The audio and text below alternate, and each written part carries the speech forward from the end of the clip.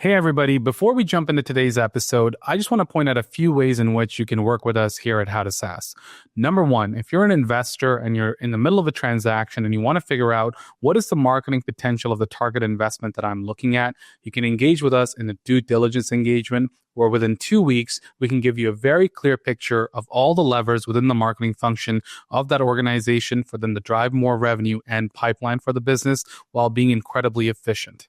Number two, if you're the founder, CEO, operator, or investor of a company where marketing is just under leveraged and it's seen as a growth lever that requires more investment, we can come in and do a deep dive across 3 to 4 months and analyze all the opportunities within that business on the marketing side by looking at demand gen, paid media, account-based marketing, content marketing, product marketing, SEO, website, and much more, and come back with a set of recommendations and a roadmap for what marketing needs to execute against to drive more enterprise value for that business.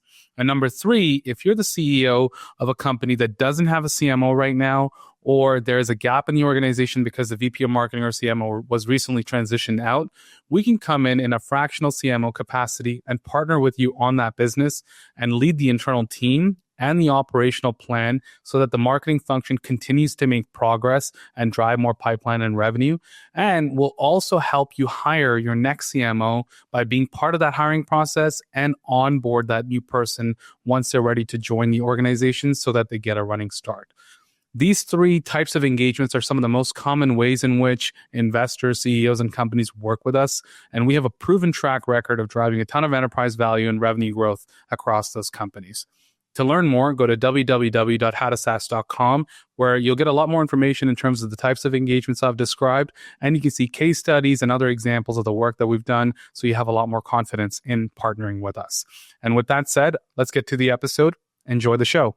Welcome to the Private Equity Value Creation Podcast, where we interview leading investors, operators, bankers, and advisors to help you answer one question: how do we increase the enterprise value of our companies?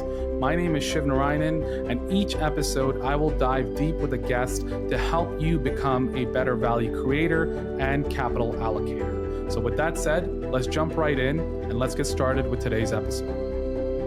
My guests today are Richard Erickson and Stan Bikulege from Lightview Capital. And what's really interesting about this conversation is that Lightview invests in B2B and tech-enabled service businesses, and they partner primarily with founders and bootstrap companies, and they become the first institutional capital inside those investments and try to grow enterprise value in partnership with the founder that is often rolling over a proportion of their equity that is quite sizable, that helps them kind of see the investment through with the Lightview team. And what I really liked about this conversation about this approach that Lightview takes and the perspectives shared by Richard and Stan is that founders at this stage often cap out at a certain level of growth, and they often need an institutional partner to help them take it to the next level. And both Rich and Stan shared some interesting insights in terms of how they go about this, from, for example, turning the business away from just being a cash flow focused type of first forecasting model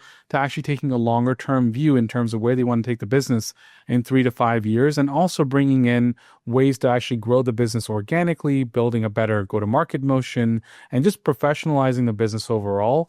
And then on a second level, also layering in M&A and inorganic growth to help the business acquire companies that previously, as a founder or a bootstrap company, they wouldn't have been able to do without Lightview being involved in the process. So I thought it was a really great conversation. And if you are an a B2B services firm or a tech-enabled services firm, I thought Lightview's approach is a really great fit for founders that are trying to find that first institutional partner to kind of take their business to the next level. So with that said, I'll leave you to it. Enjoy the episode.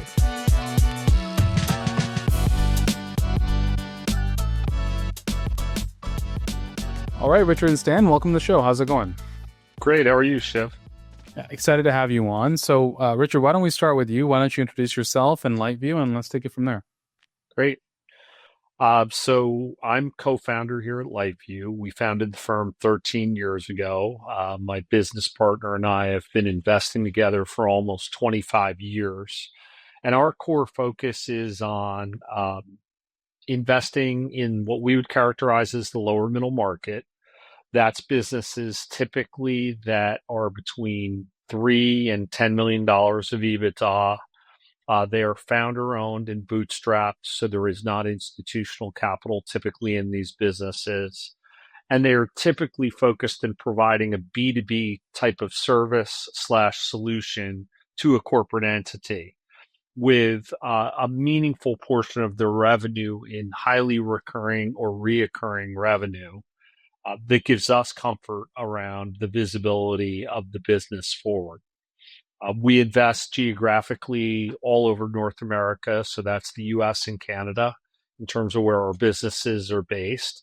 And we're focused on finding entrepreneurs and operators that have a vision to grow a bigger business alongside us and typically are rolling a meaningful equity stake with us for the second bite of the apple, for which we look to create meaningful value enhancement for them, in addition to the liquidity they're getting on the upfront transaction.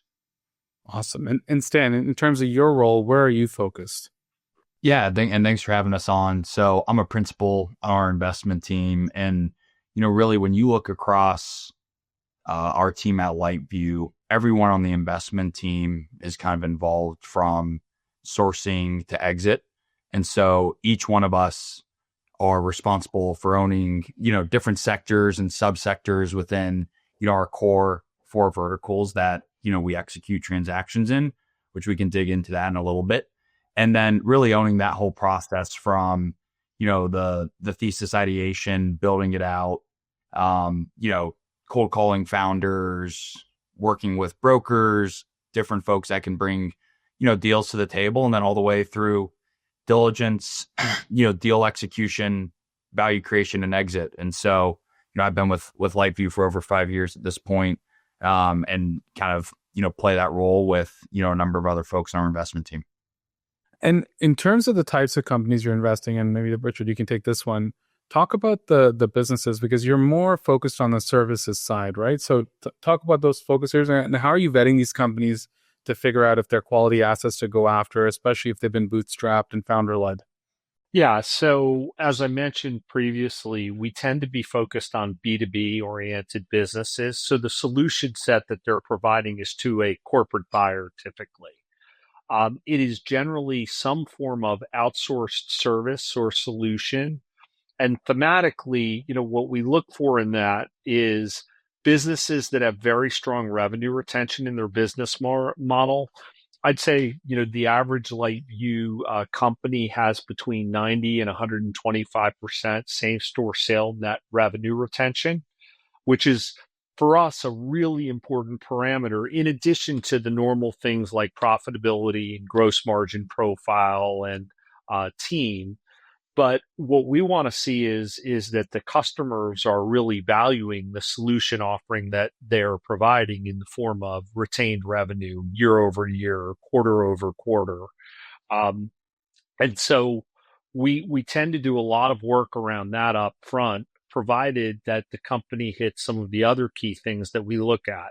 I'd say, the gross margins of our businesses are averaging between 35 and 75%, depending on how much software content and tech enablement has been put into the solution set that they use. And they're typically dropping EBITDA margins in the double digit to 30% plus in what they do. So those are some of the key criteria we think about and look at. And Stan can talk a little bit about some of the sectors that we focus on. Yeah, and to Rich's point, everything from a business model perspective hits those, KPIs and characteristics across our 4 core buckets. Those are IT services, compliance services, marketing services, and facility and industrial services. And obviously within some of those, there's a bunch of different ways and derivatives that, you can focus on. But for us, in your question, Shiv, as it relates to how do we kind of flesh these deals out, it really starts with the sector thesis ideation and making sure that, based on what we've seen in the market, transactions that have been completed, and the types of businesses we're going to be going after in those sectors, do they check the boxes of what makes a quote unquote, Lightview deal? And if there's sectors that our team doesn't get buy-in on because, it doesn't meet those boxes, well, then it's not an area we spend time in. And it allows our team to kind of efficiently, review the hundreds of deals that we, look at on a yearly basis and fleshing out what is a fit. Yeah, and you mentioned the piece about the theme store sales or just the retention side. How important is that? Because especially in the business services segment, there a lot of firms are project based or retainer based type of revenue and can have phenomenal gross margins and EBITDA margin profiles. And so sometimes you kind of have to trade off one for the other. So how do you evaluate assets where maybe it's not as much recurring, but maybe reoccurring revenue, but they have the characteristics of being high margin businesses? Yeah, I'll take that. Look, I mean, I don't think we'd invest in a pure project-based business, Shiv, using your example. What we want to see is, while it may not be, quote, subscription revenue in true contractually recurring revenue, we do want to see the buyer behavior indicate that it is a very sticky service offering and they are buying somewhat consistently quarter to quarter, year over year, and it's not hugely lumpy. So if the business has those characteristics, I think we can get comfortable with it of not having contractually recurring revenue, but we will want to see consistency in the nature of the revenue at the customer level. Mm-hmm. Yeah, and what are some other characteristics that you're looking for? Maybe Stan, you can take this one beyond that recurring revenue side. Yeah. So, as Rich mentioned with that recurring revenue, like understanding what the revenue retention is, like that's the kind of piece we just hit on. But then similarly to it, obviously we're looking at growth. We are looking at what is the consistency of, the revenue month over month as it relates to seasonality in the business. The table stakes stuff like gross margins, EBITDA margins, those things we're focused on. But what we really like to do during our diligence process, not just for our diligence, but also to show the value we can kind of bring to the companies that we partner with, is try to look at their customer metrics, their line of business profitability metrics, their forward revenue visibility, backlog, and pipeline in a way that a lot of them haven't looked at it historically, so that A, we can hopefully shed some insights into their business to them as we think about our value creation levers, but then B, make sure that we're understanding, hey, are there certain lines of businesses that are driving the growth or the profitability? And then obviously in all these businesses in the lower middle market, there's a focus on customer concentration and finding the right balance of, A, they may have had a couple of key customers that have helped them grow over time and really, those take a higher percentage of the revenue. But what does that, concentration look like from a business risk profile? What does it look like based on the, forward visibility and growth projections of the company, and getting a good, balance of both the historical performance, but the future that we're buying into. Yeah, that makes a lot of sense. And as you kind of have these types of businesses across those four sectors you mentioned, like what in terms of as a firm, where are the places where you think you bring the most value, or what's your approach to value creation that helps these businesses grow faster once they've received investment or capital from you? Yeah, there are kind of two vectors typically for us. There's the organic growth vector and accelerating the growth of the business itself. And then there's M&A. I'll take organic growth, and maybe Stan can take M&A. But in the case of organic growth, one of the things that I think differentiates us is the fact that the team here, in most cases, had operating roles in businesses of the types that we're investing in, and understood as an operator what it takes to grow those businesses. So oftentimes we'll be coming into the business and seeing that the sales model needs to be enhanced.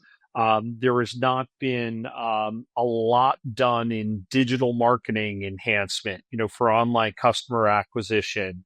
There may be an ingredient missing in the management team in and around business development that needs to be added. All of those things are typically things that we tackle as part of the investment strategy and what we're doing. Setting up a hunter-farmer sales model is pretty common for us in many of these businesses, whereas previously they oftentimes had generalist kind of sales organization. So there isn't one size fits all. We're not coming at it with a completely prescriptive playbook, but the playbook is relatively consistent in evaluating what is the sales and marketing strategy, how can we enhance it, what other offerings can be added to the business that maybe the business is not taken advantage of, that are faster growing or have the opportunity to create more recurring revenue. Those are all things that we look to do. And the end result is typically we are doubling the organic growth rate of the businesses that we invest in. And how do you do that? Like, tell me more specifically. I know you touched on some things like sales model and digital marketing, but Stan, maybe you can answer this. It's like, operationally, how involved are you getting? And often, what are the most common areas that you're investing into? And maybe some more details around those areas. Yeah, happy to. And maybe to put it a little bit in perspective, we're targeting, 1 to 2-ish kind of platform investments a year. And so for us, it's really about, all the things we've talked about that we're identifying during diligence on the business characteristic side, but also understanding the fit with the companies and the teams that we're partnering with. And that's really important because we are hands-on. We're not coming in and running the day-to-day of the business, but we're, working closely with our team across these 5 value creation buckets of, basically making the business more KPI driven, sales and marketing, which I'll circle back to your question there, helping augment the management team, executing on corporate development, and then really positioning the business and, doing some of these broader transformative, kind of initiatives. And so an important point to that with, our approach is, as Rich mentioned, a lot of operational background across the team. And then also as part of that, we have a vast network and a network we continue to build of operating partners that have expertise in these businesses sectors that we're sourcing in. And so we're leveraging our experience with, retired or semi-retired executives, folks that can be value add to the board to really help the management teams kind of understand, hey, here's some of the mistakes we've made in the past.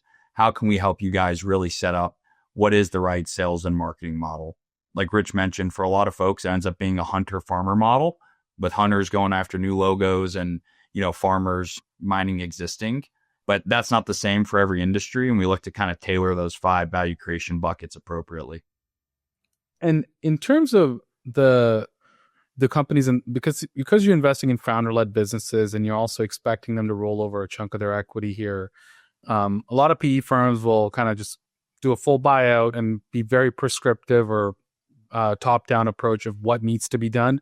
Culturally, how are you managing transformations or value creation planning in those instances, Richard? Because the founder is still involved and a key stakeholder in the process.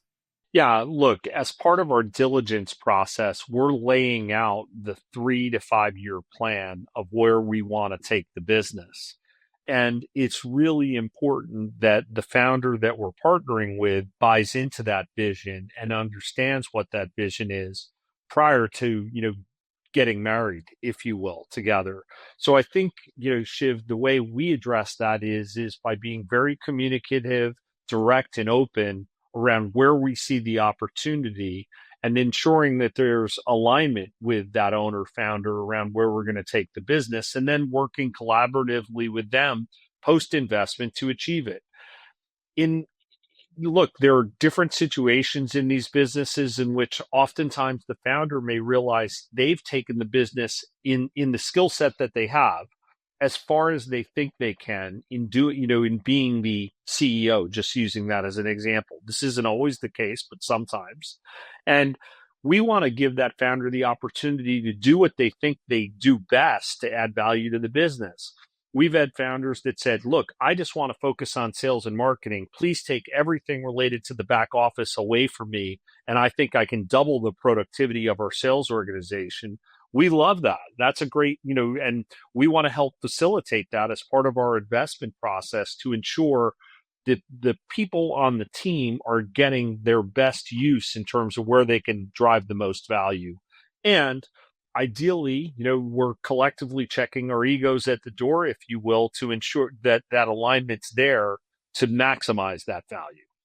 And when you're kind of coming in, I get the point where, let's say, a founder might have a certain focus area. Maybe they're leading sales or go to market or product or what have you. But on your side, you guys are a fairly small firm, right? So you mentioned using operating advisors and folks like that. So how are you getting deeply involved, and where are you leveraging those folks, and what does that model look like? Are you putting them in as in a fractional capacity? Are you taking companies through a framework that you've built? Like, well, what's your approach there? Yeah, I would say that over the past 5 years, we've built out a meaningful operating advisor network in the sectors that we invest in. So these are executives that have had successful outcomes in the sectors that we're focused on. And we will typically engage them in a number of capacities. They can be advisors, they can be board members. They're oftentimes involved in the diligence process with us and then becoming an advisor or board member thereafter. And in certain cases, they can become an executive in the company if the fit is correct. Right. And on on the team side with the firm, Stan, maybe this is for you. What have you done to standardize or share best practices across the portfolio? Because it might be that portfolio company A over here is doing something very well that portfolio company B could learn from. Yeah, no, great question. If you look at kind of how we allocate our portfolio across the firm, you'll see that, across each portfolio company, it's a mix of the kind of different levels of folks on our side. So we have kind of that partner, the VP principal, associate analyst type of role. We have all three folks on kind of each company. And for each one, it's the folks who did the diligence, close the deal, et cetera. So we learn a lot about the business, obviously, in diligence, and lay out that value creation plan. And then we can kind of hit the ground running. But then the way we kind of share best practices across the firm is, we have kind of a nice mix of the folks involved in each company so that it continues to focus on the professional and career development of, the folks on our team. But then also B, you can kind of start to see different, initiatives or issues or whatever it is that we're running into on, across the portfolio. And then we have a standardized kind of weekly meeting on, the pipeline. We have our investment committee meetings. We kind of have our standard blocking and tackling meetings where we discuss what's going on across the portfolio as a team so that people understand the different initiatives. And we oftentimes try to leverage what I might be doing on portfolio company A and one of my colleagues are doing on B so that we get the benefit of kind of scale across the portfolio with shared advisors, third-party vendors, systems, those types of things. Where do you guys see, and that's helpful. I guess one question that jumps to mind as you're saying that is, where do you guys see the biggest areas of weakness inside the portfolio, especially with the types of companies you're investing in? Service-based, like it's more in some of these sectors where I would imagine sales and relationships is the main go-to-market driver. But so where do you see the opportunity areas or areas of weakness or places where these companies need to actually build sophistication to build a better business to get you to the type of outcomes? Yeah. Yeah. Good question. I would say there are a couple of areas that are pretty consistent. One is generally we are looking much more forward in the business in terms of where we're going to take it and how we're going to predict where the business is going in creating a much more sophisticated forecasting process that has historically been in the business. Because oftentimes in these, bootstrap founder-owned businesses, they've been run for cash. It's been more of a look back than a look forward. And what we have the opportunity to do is help them really look forward and have the headlights of where does the business need to go and where is it going and how can we tell, what road it should be taking to get there. We spend a lot of time on that in helping the companies to do that. The second thing is because the balance sheets of the company are typically the founder's personal net worth, they've not had capital to do corporate development and M&A. And, I think we're helpful in establishing the criteria for M&A and add-ons that can either enhance the service offerings of the business by expanding them, or geographic expansion and providing the expertise to help navigate that, identify those targets, reach out and connect with those targets, and qualify them while the management team is running the business. And then at the point that we identify something that we think is actionable, engage them. Yeah, and to piggyback off that a little bit, because I know we talked about this as one of our kind of 5 core buckets of value creation earlier. A lot of times, as Rich mentioned, a lot of the companies we invest in haven't done M&A before, or if they have, it's been at a much, smaller scale. And so out of the gate, we kind of teach them, the Lightview way, if you will, from a corporate development perspective, and help them, due diligence, negotiate the legal docs and the terms, handle the financing piece, while they're focused on fleshing out the strategic cultural fit and working on integration. And so it allows us to kind of, dual track those growth initiatives, but then it also, gets the team kind of to a point when we exit that they have a self-sustaining M&A playbook and understanding, what the best practices are in doing those. Yeah, I want to touch on something you mentioned on the forecasting side and running for cash. What are some of the ways? I totally get it. I run a bootstrap business. Cash is always top of mind. You think about runway and prioritizing that. So I get why founders think that the way that they do.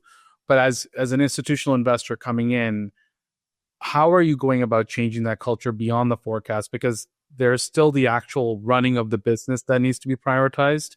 Is it infusion of capital, or is it that you're finding ways to accelerate organic growth, or how are you going about changing that culture in particular? Yeah, look, there are cases where we're certainly adding cash to the balance sheet to support the business and growth initiatives. But I would say in most cases, it's really focused on enhancing the business operationally, enhancing the sales and marketing capacity and capability to convert customers that ultimately generates more cash and more profitability for the business that we can then continue to invest into the business. Right. And on the sales and marketing side in particular, are you hiring more folks? Is it that the businesses are more founder led? Like what are the opportunity areas that you're seeing inside those specific areas? Yeah, sure. So we've had businesses that had little or no online presence in what they were doing previous to, us getting there, helping them to understand, how, SEO, SEM, other digital marketing techniques can have an impact in creating qualified opportunities that can then be converted to revenue more quickly. It's also, objective evaluations of the sales organization itself and identifying, are there things that could be done to optimize it, whether that's enhancing the talent, whether that's creating a more qualified process to identify what the ideal customer profile is. Those are things we spend a lot of time thinking about for our companies. And one term you'll hear one of our operating advisors use a lot is crawl, walk, run. And it's obviously a common term, but when you think about whether it's sales and marketing or, forecasting, we are investing in the company and adding, different folks to the management team or to those groups based upon what the company has and kind of the capacity they have to take on additional hires. But we do it in a way that's kind of, controlled so that we're allowing the company to learn by doing and investing without, over investing out of the gate and making, too many hires or something along those lines. So that's kind of controlled, aggressive growth that the business is able to sustain. Yeah. And what do you think is preventing founders from doing this before you guys are coming in? Is it purely just not having access to enough capital, or is it that there's a gap in how professionalized the firm is operating? Yeah, look, I think it could be both of those things. I think one thing that is helpful when we come in as a private equity owner is there is an understanding from people that or personnel that are now joining the team that there will be an exit. in the business. In the context of, we're investors typically with 3 to 7 year holds. Our job is to create value over that period of time and create a successful exit. Well, the talent that is attracted to that opportunity could be different, candidly, than talent that may be coming into a founder-owned business where they can't necessarily see a time frame for liquidity and personal enhancement of their own wealth. Yeah, I totally get that. I think founders have to kind of balance all these different needs at the same time while continuing to fund the business. So I can totally see a partner like you coming in and supporting that. In terms of the decision making, and because I think one thing you said earlier is that you're setting a 3 to 5 year plan for the business as you're coming in before you decide to make the investment and making sure you're aligned.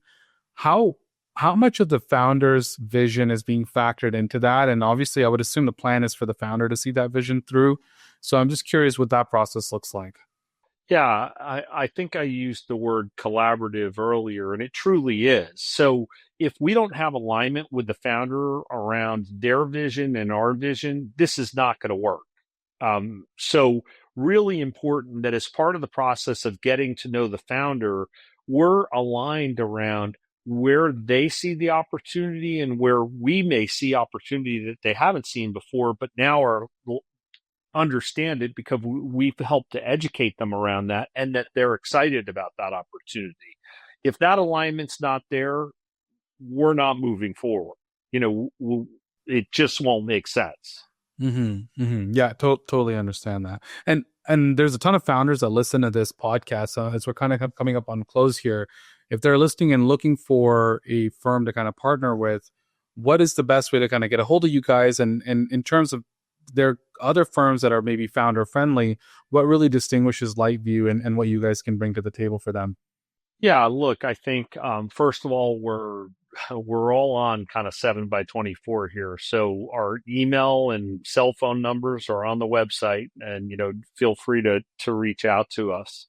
But secondarily, look, I think we have a lot of experience doing this, and I think the balance of having that operating experience as an operator, not just as an investor, coupled with the investment expertise, I think is a differentiator. We're not all about financial engineering. We're about helping to really enhance the value of the business through operational excellence, improvement in terms of their go-to-market, improvement in terms of their scale and their forward visibility. Those are all things that are paramount to creating the outcome that we want and they want to see over that hold period. Yeah, that's awesome. And we'll be sure to include all of that in the show notes and the links to the website and all of that as well. And with that said, Stan and Richard, thanks for coming on and sharing your wisdom. I thought there was a lot of great takeaways, especially for firms that are investing in B2B services companies. I think there's a lot to learn from that. So I appreciate you doing this. Thanks, Shiv. It was great to spend time with you. Thanks for having us. Enjoyed it. Thanks for listening to today's episode. Before you take off, just a few requests from our side. Number one, if you haven't done so already, please subscribe to the podcast on iTunes or Spotify or YouTube or wherever you go to listen to your podcasts. Number two, if you are in the market for due diligence services, strategy consulting, or fractional CMO services, please get in touch with us at www.howtosas.com. And third, please buy a copy of my new book, Exit Ready Marketing. It covers a ton of concepts that we take our customers through, private equity investors, B2B companies, CEOs, operating partners, and marketers. And there's a ton of great value in there that expands on my previous book, Post-Acquisition Marketing, as well. So with that said, I hope you enjoyed today's content, and we'll see you on the next episode.